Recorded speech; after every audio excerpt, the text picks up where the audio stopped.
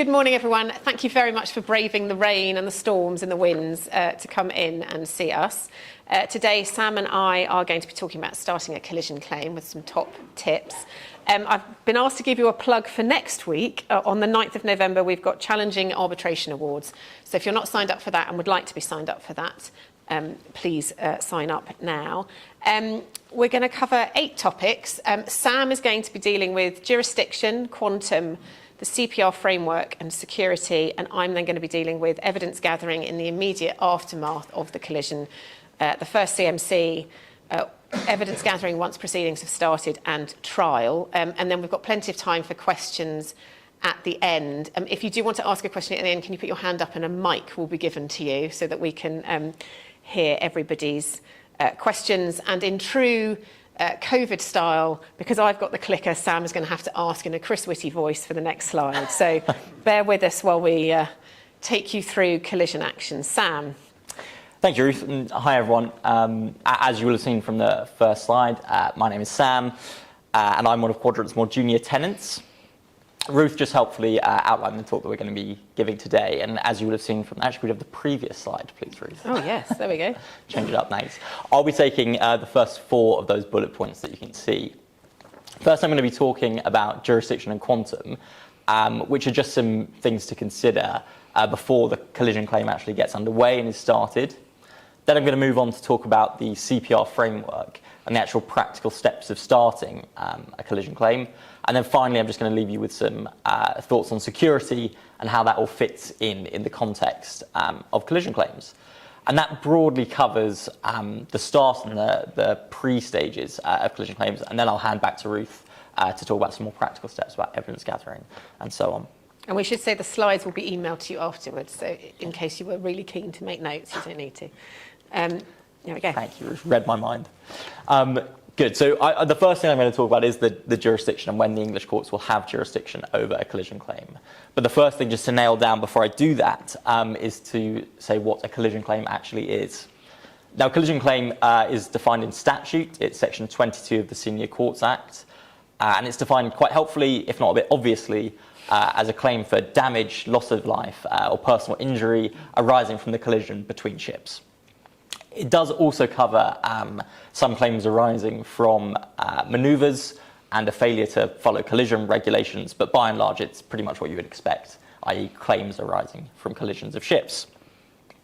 So when do the English courts have jurisdiction over collision claims?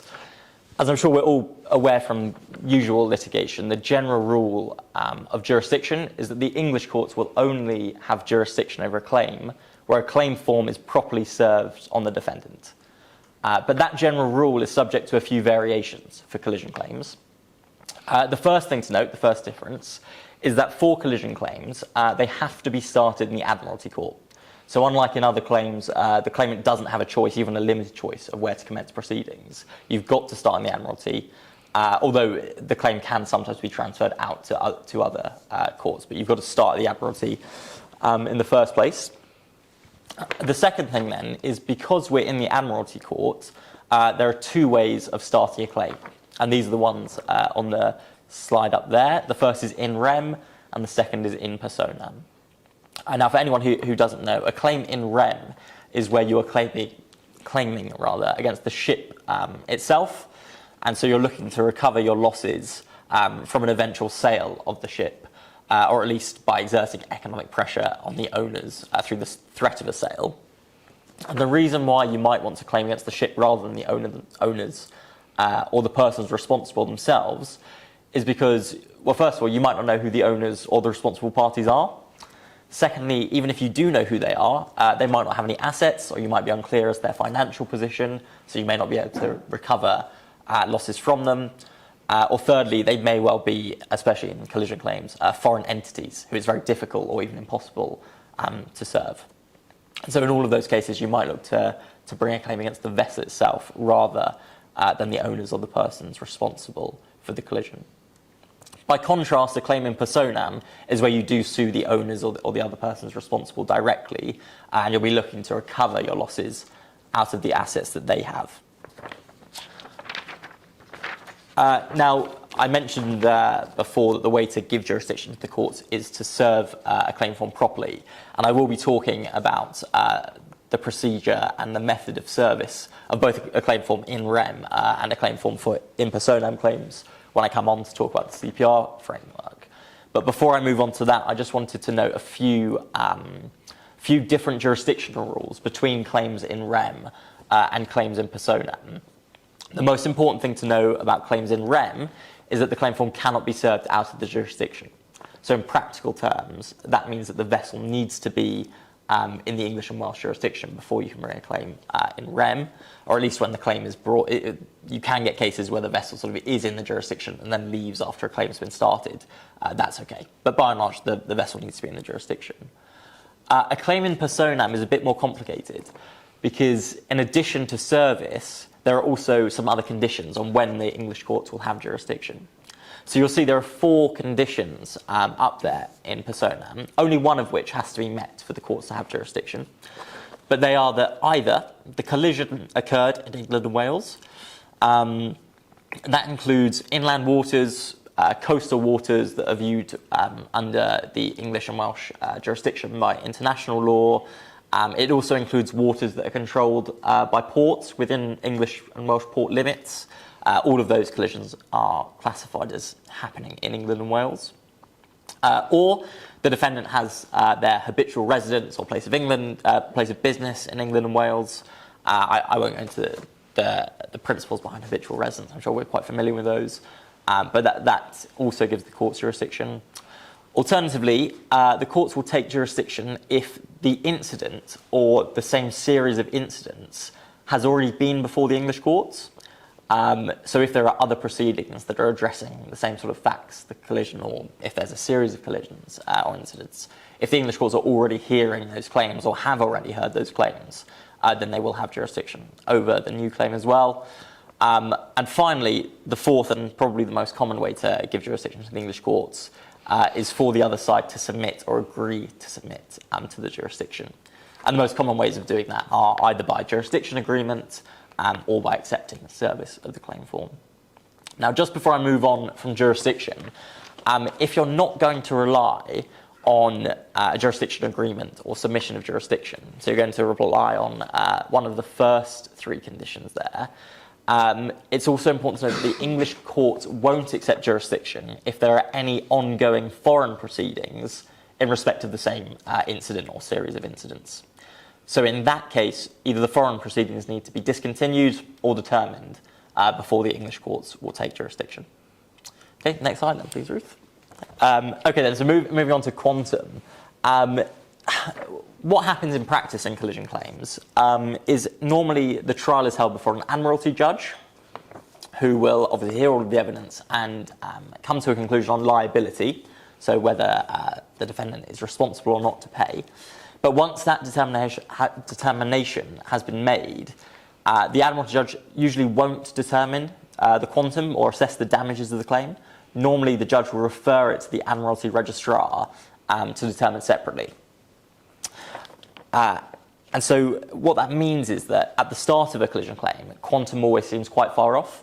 And indeed, there's always that period between liability being determined and quantum being assessed, where settlement discussions can take place as well.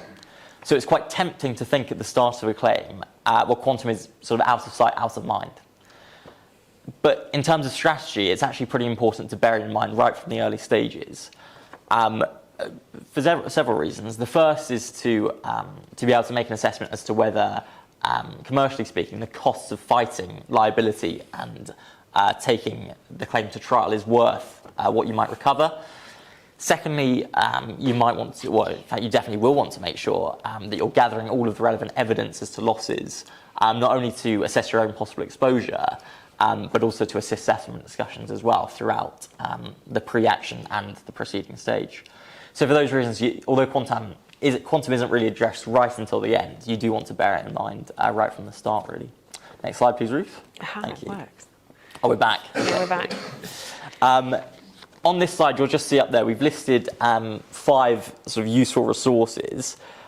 These are the ones that really govern the procedure of collision claims specifically.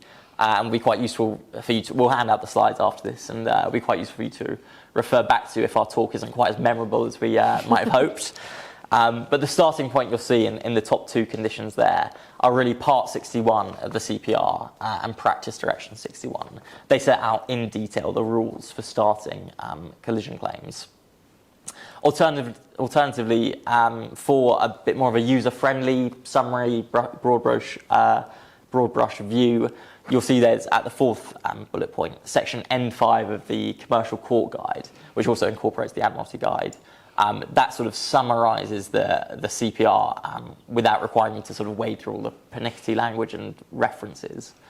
Appendix 13, that's a guide to electronic track data, which I and Ruth will actually talk about a bit later on, but it gives tips on how to preserve and procure that. And finally, Form ADM3 is the standard template for statements of case, which again I will talk about in just a moment. So thank you, Ruth. Moving on then to the CPR framework itself and how to actually commence a collision claim. As I've already said, and as we all know, starting a claim involves serving the claim form. But as we're in the Admiralty Court, the Admiralty Court actually has its own versions of the claim form. So it's not the standard claim form that would use in other litigation proceedings. They're pretty similar, but the Admiralty Court does produce specific ones, both for claims in rem and claims in persona. So if you're starting a collision claim, you should look for those specific claim forms rather than the bog standard template. I think the reference for the forms, for anyone who has a particularly good memory, is ADM1 and ADM1A, but for anyone who doesn't want to remember that random fact, they can be found pretty easily on gov.uk by a quick Google. Now, moving on to the service of the claim forms themselves. There are different rules for serving a claim form in rem or in persona. For claims in rem, broadly, if a rest of the vessel is also being sought in a claim, which it typically will be, then the court will serve the claim form at the claimant's request. So as long as you remember to ask the court to do so, that takes the burden off of the solicitors or the parties to serve that claim form in rem. So there's not too much to worry about. And for that reason, I'm not going to go through all of the different ways to serve it. I will say just a few of the main ones so that you're aware. The main one is to affix the claim form to the vessel itself. And remember, as I said earlier, it's got to be in the jurisdiction to be able to do that. Alternatively, you can serve it on a solicitor who's been authorised to accept service. How readily that option will be available sort of depends if you know the owners or who's responsible for the collision and whether they've come forward before you've actually started the claim or not. Or finally, the parties can agree on an alternative method of service. But if that involves going outside of the jurisdiction, the courts have typically treated that as being, although it's supposed to be served on a claim form for an in rem claim, the courts have actually treated that as an in personam claim. So that if you're going to agree on a different method of service and you want to start a claim form in rem, just be wary of that. And the easier thing to do is just to ask the court to serve it if rest is being sought. As for in personam claims, it's much simpler. It's the same methods as in Part 6 or as you would use in other litigation proceedings. The only thing to be aware of is that if you're going to serve a claim form in personam out of the jurisdiction, then you will also, in getting the court's permission, you will also need to establish one of those conditions to show that the court has jurisdiction. So whether the collision happened in England, the defendant has their habitual residence or business, or an incident is already before the court, or they've agreed to submit to the jurisdiction of it. So that's service of the claim form. So next slide, please, Ruth. That's up there, isn't it? No. Oh, is it? Sorry. You can't see on the angle. Yeah, you're right. So much like in other proceedings, once the claim form... Oh, actually, sorry, one other thing I should note about the claim form, which is actually quite a big difference between some other types of litigation, is the claim form doesn't need to include or be followed by particulars of claim. So in that respect, it sort of reflects the practice in the commercial court. Rather, all you need to do is fill out the claim form, send it off, and then you would expect a defendant to file an acknowledgement of service before you get into the actual pleading stage. So once you've done that and you've received the acknowledgement of service, the procedure departs again from what you might expect. And this time, within 21 days of all of the acknowledgement of services coming from the defendant or defendants, every party, not just the claimant and not just the defendant, but all of the parties need to disclose electronic track data. Now, I know Ruth is going to talk about this later, so I'm not going to give it all away now. But as I mentioned, Appendix 13 of the Commercial Court Guide contains some information on that. And indeed, that guidance suggests that the electronic track data, which is really just data that tracks the vessel's movements, so systems like AIS or voyage data recording, things like that, it's the data that are recorded by those systems. It suggests that that information, although you have to disclose it after the acknowledgement of service, the parties are really expected to exchange that information as part of the pre-action correspondence as well. And that's quite sensible, not only because it can help your position, but it also just assists settlement discussions right from the get-go. So you're mandated to do it after the acknowledgement of service, but really you should be gathering that information pretty early on and disclosing it as part of the pre-action correspondence too. Then after that data's been disclosed, which may or may not settle the case or at least move things on, we get to the statements of case. Now again, this varies from the standard procedure because it's not a particulars of claim that the claimant has to put in. Rather, every party has to put in a collision statement of case. Now, if we could have the next slide, please, Ruth. Thank you. I'm just going to come on to the way to complete a statement of case. But the reason that they're all supposed to be served together, and one party isn't supposed to see the other's case before they write theirs, that's really just to prevent a party from sort of altering their position or taking advantage of what the other party doesn't know. So it's supposed to sort of balance the playing ground and just be totally transparent in that you both have to say what you think happened at the same time to avoid any party getting an unfair advantage. So the courts provide a standard template for what a statement of case needs to look like. It's not like a standard particulars of claim that you might otherwise draft or see. There is a form for it. The form comprises two parts.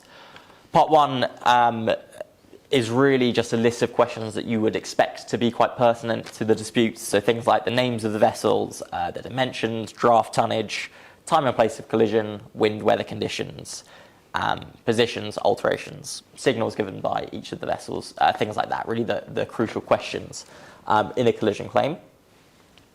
And then part two is a bit more open-ended.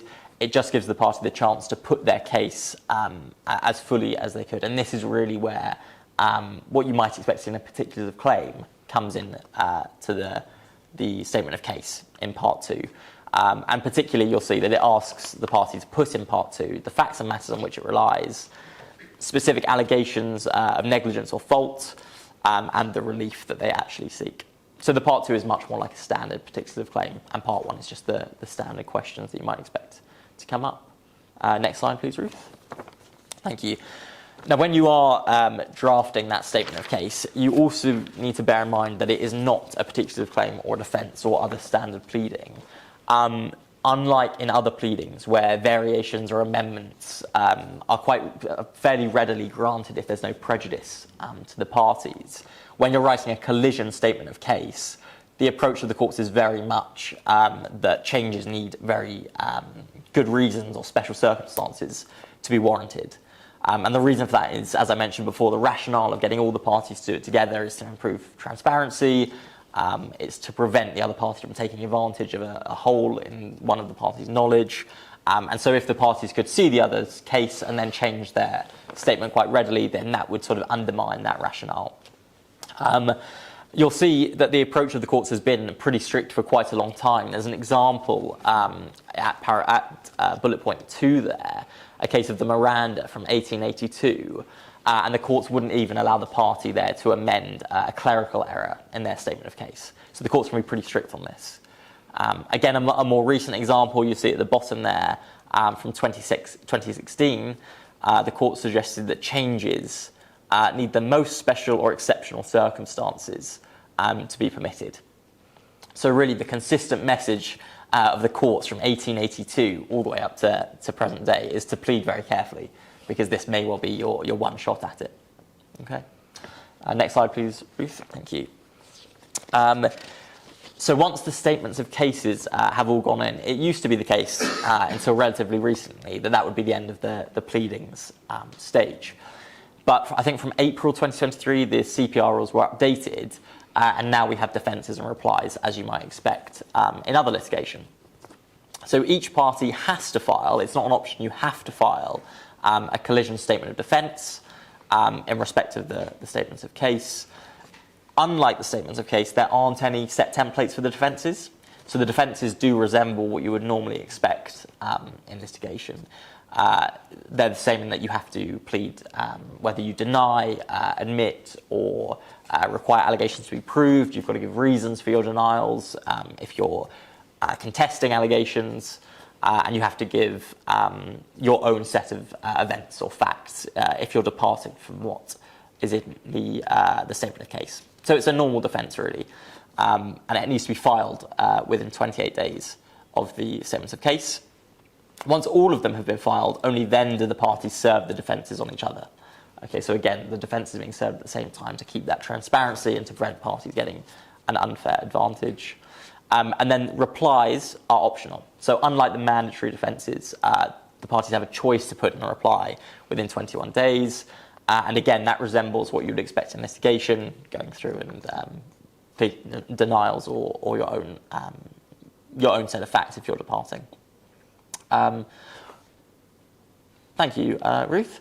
So I think that then takes me to the end of the pleading stage, and indeed how to commence a collision claim. I just wanted to note one further thing about security, because it needs to really be considered in the early stages too. You'll see in red the top tip there, which very succinctly sums it up. Do not accept security without a jurisdiction agreement. The problem for that is because, as I've mentioned, the requirements for the English courts to have jurisdiction are fairly strict. If one of those conditions or service isn't affected, the English courts will not have jurisdiction. And the easiest way of getting jurisdiction is through an agreement, that fourth condition. And understandably, parties are quite often in a rush for security because of their claim. But if you get the security first before you can agree on a jurisdiction agreement, and then the other three conditions are never filled, in that the defendant doesn't have their habitual residence, the collision didn't happen in England and Wales, or the incident never comes before the courts otherwise, which, you know, if they're not fulfilled at one time, may well never be fulfilled. If you don't get that jurisdiction agreement but you have your security, you can effectively never bring a claim in the English courts. And so you have this security for a claim that is never going to be brought, and it really loses all of its power and use. And I think one of the things that we've seen from practice, the reason for delaying a jurisdiction agreement is often because the parties aren't able to agree on the governing law of the collision just yet. That sometimes takes a bit longer to agree. And so parties agree on the security, but they are unwilling to finalise a jurisdiction agreement without also having the governing law. But there is no reason really in law or practice why the governing law has to be included within the jurisdiction agreement. So if you're faced with a choice between having security and delaying the jurisdiction agreement and the governing law in one package, or having the security and jurisdiction agreement and leaving the governing law until a later date, we say definitely go for the latter. You want to have that security and the jurisdiction agreement together so that you can then bring a claim in the English courts and have security for it, rather than vice versa. Just a practical tip there at the bottom, there are standard wordings for both jurisdiction agreements and for the provision of security produced by the Admiralty Solicitors Group. They are pretty useful starting points for claims, so it's a good resource to bear in mind if you're drafting one up. But I think with that very brief overview of how to start a collision claim, that's all I have to say. So I will hand back to Ruth. Thank you. So the next bit of our talk this morning is really sort of trying to draw on some practical things that you can do when faced with the first bit of collision instruction that you've got from your clients, partly from things that we've seen and partly from things that our colleagues have seen, just to sort of try and put yourself in the best possible position if you have to fight it to get things done early and well. So the first thing we're going to look at is evidence gathering of the electronic track data. So a party's required under the CPR, as Sam has said, to take reasonable steps to promptly preserve and or procure the original and or copies of the electronic track data in its control. So that means you need to get any ECDIS or AIS data saved really quickly, and it means you need to get your video data recorder data saved very quickly. Now, ECDIS and AIS is much easier to do. The VDR, you need to consider the time period you want. So because it's recording everything that's sort of spoken on the bridge, for example, you obviously don't necessarily want to go back 4 days, because the reality is that the cause of the collision was probably not a decision that was made 4 days before the collision occurred. But you need to give some thought as to how much of that data you want to protect. So is it the collision minus 2 hours and 2 hours post-collision, or is it 3 hours, or is it only 20 minutes? So you need to have a think about that at the time. The other thing is that if your VDR data is unavailable, and you will be surprised how many times you are told that by other parties, if it genuinely is unavailable, it's a really good idea to get a contemporaneous statement that sets out, one, that it's unavailable and what you've done to try and get it, to try and mitigate against what will otherwise be seen as an adverse inference from the court if you get to trial. So if the collision has been, for example, so severe that you've damaged a lot of the electronics on the bridge, then get a statement, get that done and dusted at the time, and then you know that you can fall back on that later on. The court anticipates that the parties will give their early electronic disclosure in pre-action correspondence, and there's a word of warning in Appendix 3 to the guide, which is that the failure to disclose, exchange or permit at the request of another party is likely to result in a cost sanction. And obviously that's not a great start.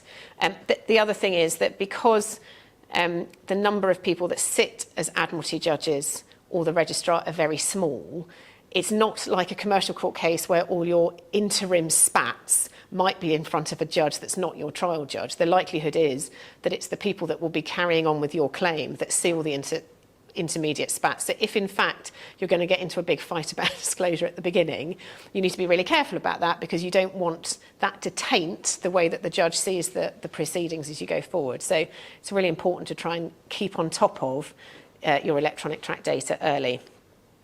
So what about documents? Obviously, if you know that if a crew know that it looks like you're about to have a collision, they immediately get out their phones and take photographs and video. That's great, although often it happens in the dark, so that the value of those isn't necessarily brilliant.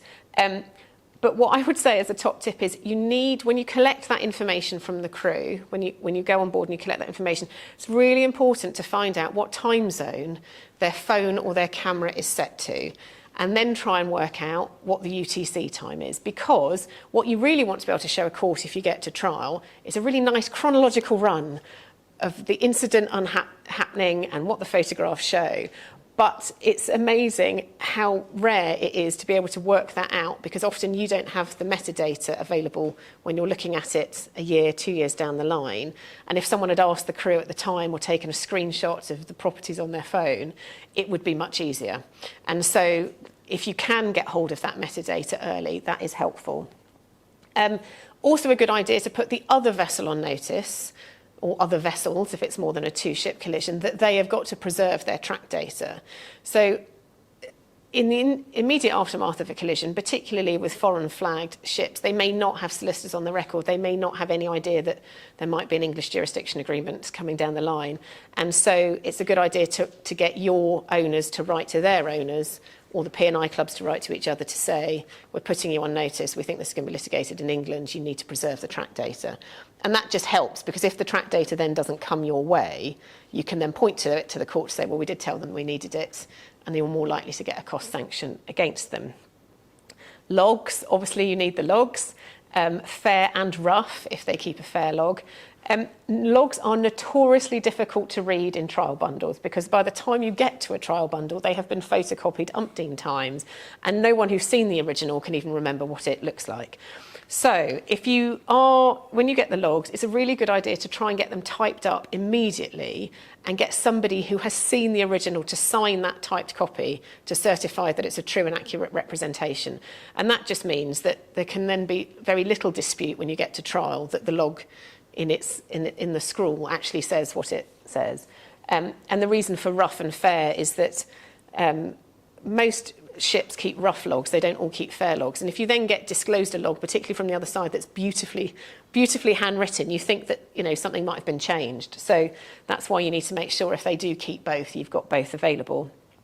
Obviously, charts and passage plans are important, you need to get details of any traffic separation schemes that are operating or any other particular rules. So, for example, if your collision occurs in the Suez Canal, there's a whole series of special regulations about the Suez Canal. So you need to know all of that information early on, and preferably before you start interviewing witnesses, because you might want to ask them about things that have happened by reference to those documents.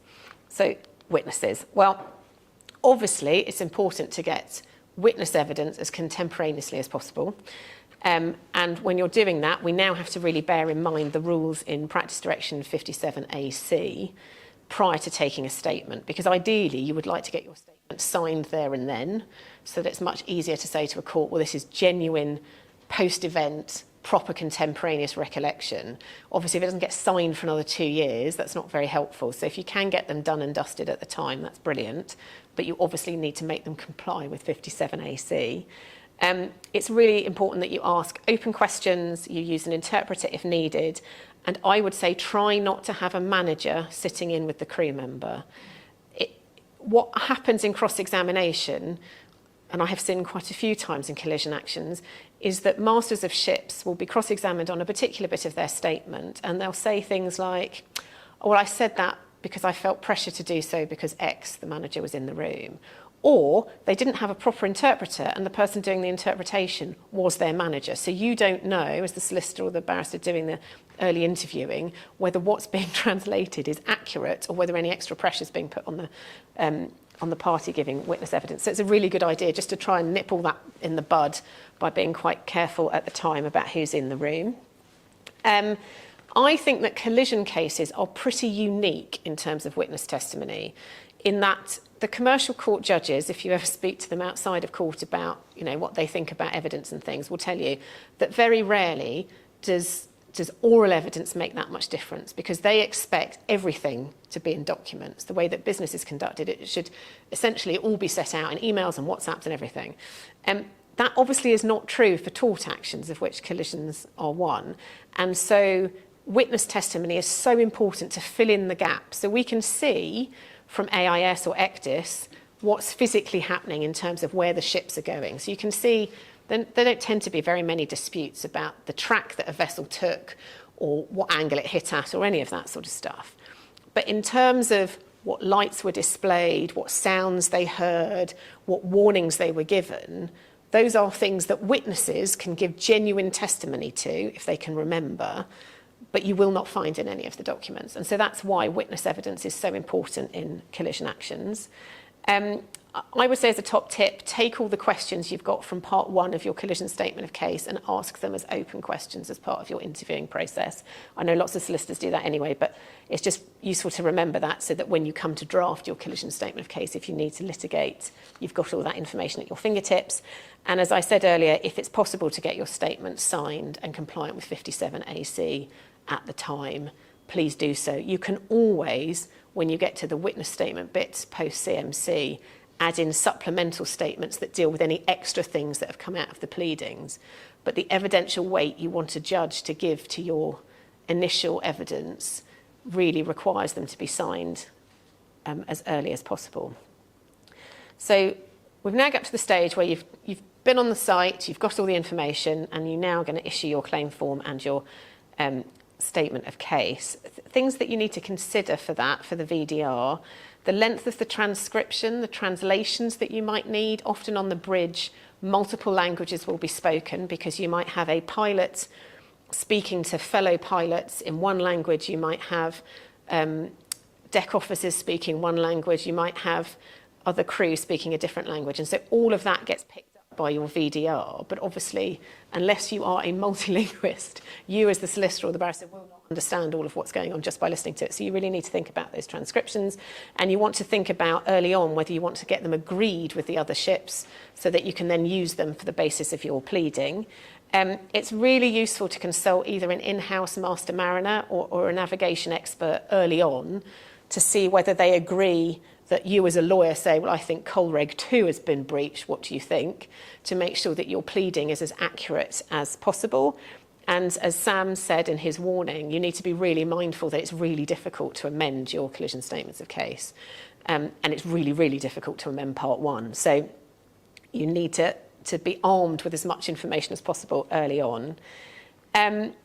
You also need to think about if you're served with a collision statement of case, well, if you're served with a claim form from another party, you have your own counterclaim, because let's say you think someone else is responsible for it and your own ship is damaged, you can either bring that by way of counterclaim in that same set of proceedings, or what more normally happens is you issue your own claim form and then you get the two consolidated, just so that there are no arguments about time bars or limitations or any of that. So that's something to have a think about if you're served with a claim form. Case management is mandatory. You cannot get rid of it by consent, I'm afraid. And you're supposed to apply for it within 7 days of the last defence being filed. That's because replies are optional. And it's supposed to be the first available date 6 weeks after the defence. Now, if you read the CPR, you would imagine that collision actions get launched and all are completed within about 5 weeks. It's not, well, 5 months probably. It's not. It's first available date after 6 weeks, which may be 9 months down the line. But they are quite sticklers for making sure that you've applied for it on time, even if it can't be fixed for a while. You need to think about at that stage, because you have to fill in a CMIS, whether the fast track collision claim scheme is appropriate or whether some of the procedures are appropriate. So that limits, for example, the amount of disclosure or the amount of witness evidence you give, or whether a shorter and flexible trials procedure operates. The latter is normally for hearings that last 4 days or less, including reading time. So if you think it's a week's hearing, then that obviously won't be suitable for the shorter and flexible trials. But if it's a sort of 3 days with a day's pre-reading, then it might be. Generally speaking, if you can use the fast-track collision claim procedure or the shorter and flexible trials thing, it should theoretically be cheaper because you're having less input and a quicker resolution. But I don't think anyone's actually done any empirical research to see whether those things do in fact turn out to be cheaper. The case management information sheet is the same one that you have in the commercial courts. That's Appendix 2 of the guide, but you then have to add in some extra, physically, manually type in some extra questions, which you find in Part N8 of the guide. None of this is very easily set up. There doesn't seem to be a pre-written one out, and invariably people forget the extra questions and then you get to court and the judge gets a bit grumpy. So it's worth remembering those for your CMIS. And then when you're thinking about CMC directions, you need to think about whether you want a MADAS reconstruction, so i.e. normally these are done jointly, so the parties jointly appoint someone who recreates it, so you can sort of watch it in real time with little diagrams of ships to see the course that they did and where they went and how they hit. You might also want a minute-by-minute track of each of the vessels, and so if you have that and it just looks like a massive spreadsheet, you need to think about how long a period you want that for, so collision minus 2 hours, 1 hour, whatever, and collision plus. Plots, often the court will ask for a certain number of plots, and that doesn't prevent you from putting more in, but it's just you're supposed to have some agreed ones that go before the judge. Assessors, so the judge normally sits with 2 assessors from Trinity House, but for the purposes of the CMC, you might want to specify what experience you think those assessors should have. So if, for example, you've got a collision between a tanker and a bulk carrier, you may not want assessors whose entire experience has been based in the Royal Navy. You might want people with commercial shipping experience as masters.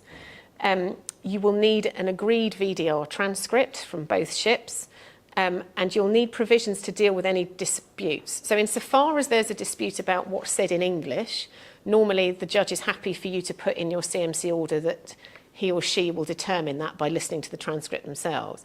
Obviously, if you've got disagreements on the translations of VDR, unless the judge is a Tagalog speaker, for example, they are not going to be able to resolve those for you. So you need to think in advance about how you deal with those sorts of difficulties. And so, for example, I've seen, although both sides have got professional translators to listen and produce things, you then agree a third-party translator that will then determine anything that's in dispute. And then cost budgets, which everyone hates. I have personally seen those dispensed with quite a lot by the registrar if you can agree to dispense with them. So if that's something you would like to avoid, you need to start having those conversations well in advance of when your precedent H's, etc., would need to be filed, because you don't want to get the risk that if you don't serve one on time, you're then debarred essentially from claiming any costs. So way out from the CMC, like months from the CMC, talk to your opposite partners and decide if you think you can dispense with cost budgets. Try and get that agreed with the registrar before you get to the run up to the CMC, so that you know that you're not dealing with costs at that stage. Right, further evidence gathering. So disclosure. The advantage of the Admiralty Court, and there are quite a few advantages, but one of the advantages of the Admiralty Court is that it is not subject to what used to be called the disclosure pilot and is now the disclosure requirements under 57 AD.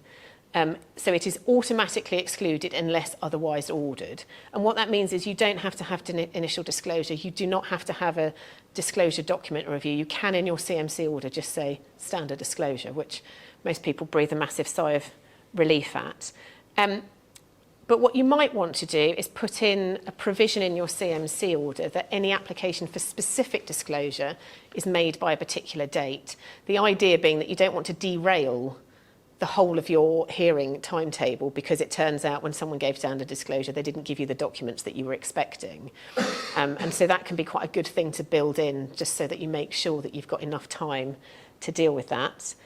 Witness evidence, obviously you're either incorporating the information you got from your original interviews, or you're doing supplemental statements if new things have come up. Hearsay notices. Now, it used to be that people would put in hearsay notices as a matter of caution every time it was a mariner, because they would, quote, be at sea.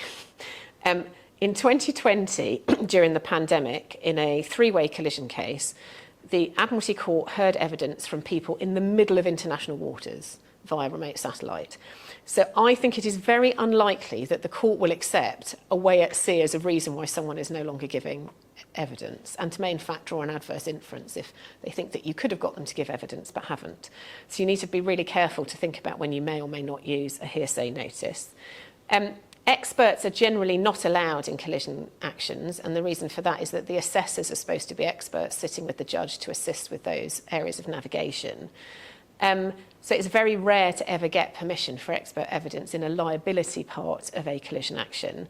But nearly always, people will have experts in the background, whether that's in-house master mariners or other people that they've instructed, sometimes naval architects, to do with angles of damage and that sort of thing. So you need to have a think about getting people on board at an early stage to help you plead, and then help you, for example, provide support for cross-examination questions of masters and that sort of thing going forward.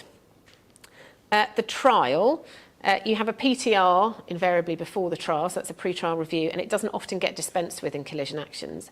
And one of the reasons for that is that often you'll need it to deal with any remaining disputes about the VDR or any MADIS reconstruction questions and that sort of thing.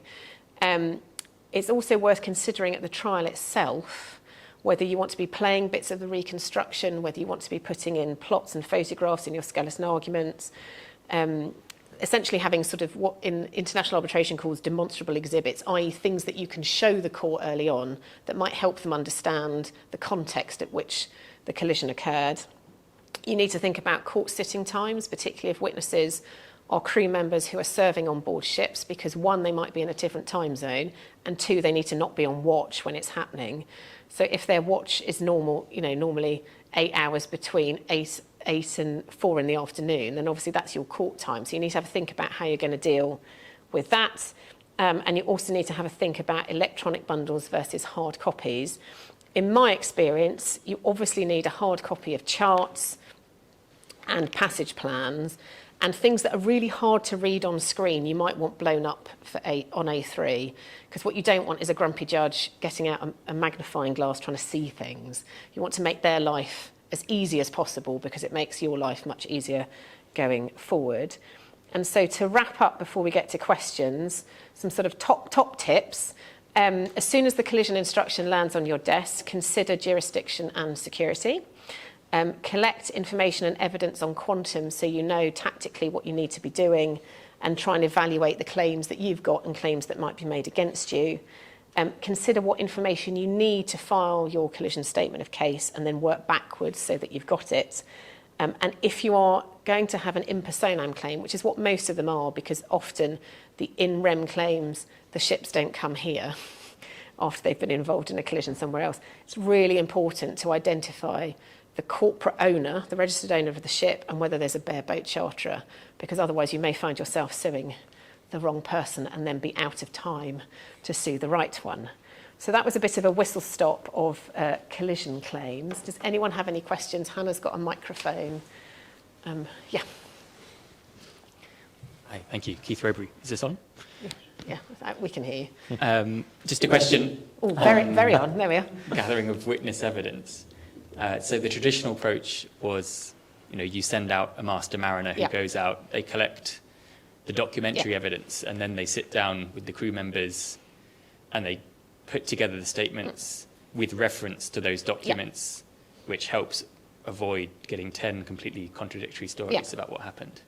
But with the new rules, and particularly you have to be explicit about what documents you've shown to the witnesses, do you think is that approach still suitable, or do you think there's the risk that showing those documents to the crew might be considered to compromise their evidence? I mean, I think the rules are there to one, make sure that you don't end up with statements that aren't telling you any actual evidence, they're just talking to documents. They're also there to be transparent about what documents a witness has seen before they've made it. In my view, when a collision occurs, it is often the first time crew members have ever been involved in an accident like that on board their ship, and it is quite a stressful experience. So I don't think it's unnatural or unusual that they might need to see what was recorded in the log, for example, or look at any photographs that they've got. I think it slightly depends on how you go about it. Obviously, and I'm not suggesting this is what happens, but if a witness is saying, well, I saw this light, what you don't want is the master mariner or whoever's interviewing say, well, 7 other crew members said that light wasn't on. Because that's essentially you're challenging a witness's evidence rather than just taking it down. So I think it's fine to show them the documents that you've got. And I think it's important that you then ask them if they've taken any photographs, and they can talk you through what they've got and you can put that in the statement. But obviously what you don't want to be doing is showing them documents that they might not ever have seen. So, for example, I mean, I can't think of a case in a collision where there's a lot of stuff that goes from ship to shore, for example, but you wouldn't necessarily want them to be impacted in their first-hand account by looking at a load of stuff that had been sent after the event rather than the stuff that's on board, like the logbooks, for example, that they would have seen. And really, in a collision action, what you want to get is the things that are in the part 1. You want to know when they first were aware of this other ship personally, and that might be different for different crew members, whether they were on watch, whether they were on the bridge, whether they were part of that sort of conversation. And often when you're interviewing them, you won't have a VDR transcript, so you won't even be able to say, well, when you said this to the pilot, what did you mean? So I think it's okay to show them some documents, but I think we do have to be a little bit careful after 57AC that you don't just get them talking to documents rather than actually giving their own individual recollection. And it's obviously helpful to have master mariners doing that first interview because they're used to being on ships and they can probably speak in a type of language that they think other seamen will understand. So I think it's worth to be slightly wary of it, but not to be too frightened of it by showing them documents, if that helps. Any other? Just one on collision jurisdiction, I guess, or collision jurisdiction agreements. I'm just trying to think, I think the cases I've been involved in, there's always been a collision jurisdiction agreement, but are you aware of any cases or, does it ever happen that you then don't ever agree the jurisdiction and you just have one party gunning ahead, I guess? I've certainly seen people who have not agreed their jurisdiction agreement at the same time as their security. And as Sam said, it was often because they were trying to debate what the governing law of the collision was. And in a sense, that doesn't matter. If the English court's got jurisdiction, you could have, I've got one at the moment that's the law of Djibouti. You then have to have expert evidence on the law of Djibouti on collisions and strict liability and all that sort of stuff in your, and that is when the English court may allow you to have some expert evidence, for example, because it's outside their areas of expertise and outside the assessors. But more often than not, we only ever see the ones that have an English jurisdiction agreement, because that's why we get involved, because it's actually gone to court. But you definitely, in the market, I hear horror stories, I think, about people not agreeing jurisdiction agreements. And it's quite rare. I mean, obviously, England and Wales has a lot of international trade that comes by ships, but we will all have been in cases where if a ship is involved and is worried about being arrested, it just doesn't call here anymore. They'll send a different ship that's from a separate company, so you can't get a sister ship arrest, for example. And so trying to establish jurisdiction on that basis is much harder. So yeah, they nearly always have a jurisdiction agreement. And they're normally always based on the ASG wording. Any other questions? No. Well, oh yeah. Just with the new amendments to Part 61, and obviously the fact that now Part 2s need to set out all matters of causative negligence, just a lot more akin to sort of traditional negligence claims. I'm just wondering whether you think that the courts might become more lenient now towards those amendments of your collision statements of claim, or whether they're just going to stick to how it has always been. I think trying to make amendments to Part 1 will still be nigh on impossible. I think you're right that it's... I mean, I have previously managed to get an amendment to Part 2. I'd like to point out it wasn't my pleading, the original one. In fact, it wasn't even my instructing solicitors pleading. I think it was different solicitors who were not necessarily English, very familiar with the English court procedure, and so they'd just thrown in every sort of col reg that they thought had been breached and actually missed out some of the ones that had. And we managed to persuade, in that case, Mr. Justice Nigel Tier, that we could amend to delete some of the col reg references which were clearly wrong and add in some that were clearly relevant. Because at the stage of the proceedings, there was no prejudice, and we'd pleaded breach of the collision regulations sort of more generally. So this was sort of just particularising that. Because we have a new Admiralty judge, or relatively new Admiralty judge, I don't quite know what his particular view on amendments will be. But I think it will always be easier to get amendments to Part 2 than it will be to Part 1, because Part 1 is taken as formal admissions. So I still think you need to be really careful about how you plead it. But often Part 2 is easier to plead in a slightly, I don't want to say nebulous way, but you can sort of hedge your bets a bit in Part 2, because you can plead general negligence and a breach of collision regulations and various other things. And so you can plead relatively broadly in a way that Part 1 is so specific that if you get it wrong, particularly things like the lights or the sounds, or that, it's quite difficult to get that changed. Obviously, if as a matter of a clerical error, you put the position of the collision as incorrect, like you put the decimal point or the comma in the wrong place, the judge isn't going to find, because technically that's a formal admission, the collision happened somewhere else. They will find it happened where it happened. So in that sense, you don't need to worry about that sort of a issue. But it's more, I think, to do with the broader questions in Part 1 about what the crew heard, what they saw. It's much harder to change that later. And what you don't really want is your witness evidence to be different from what's in your Part 1. Any other questions? No. Well, thank you very much for coming. And if you're free next week on the 9th for Challenging Arbitration Awards, we'd love to see you then. It won't be us. I can't remember who's speaking. Anyway, some brilliant barristers will be speaking next week. And thank you all very much for coming. Thank you.